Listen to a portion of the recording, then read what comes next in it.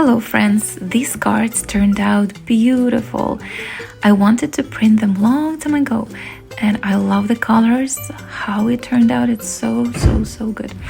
I wanted to participate in our co-op fair with my kids and take advantage of a great opportunity to teach them about the connection between investing money, earning income, and using that income for family or mission projects.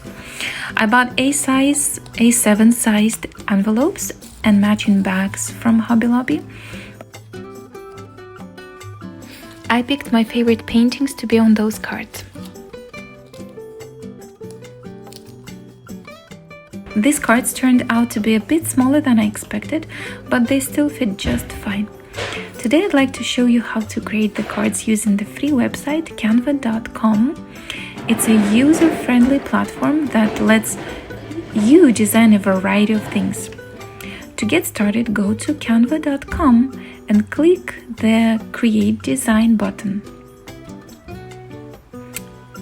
on the left upper corner. From the menu, choose Postcard as your format. Make sure the orientation is set to landscape, and I think actually it's set all the time as a landscape. Once you are in the design window, Canva will offer a range of templates. Some are available only with a Canva Pro subscription, but since I used the free version, I just selected one from the available free designs. I personally liked a very simple layout, which I'll show you in just a moment. I think this layout works just fine, at least for the first time for me to do this project with cards. Just a few lines to write, maybe a thank you note or some birthday wishes. There are already to and from labels on the card, which work perfectly for what I had in mind.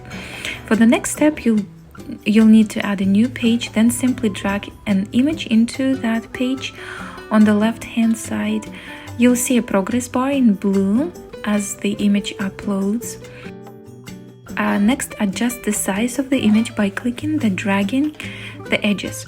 You can crop it by pulling from the sides, top or bottom until it fits the way you want. And that's basically it. You save your project, click on File and then Download. Canva will give you a few format options.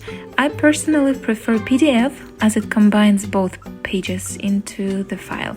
This gives you a front and back layout perfect for printing. And printing shops, they know how to do it. You just send this to them and they print on front and back side. I sent this single PDF file to the print shop and they printed it double-sided on the thick paper. That's it for now. Thanks so much. I hope this was helpful. Bye.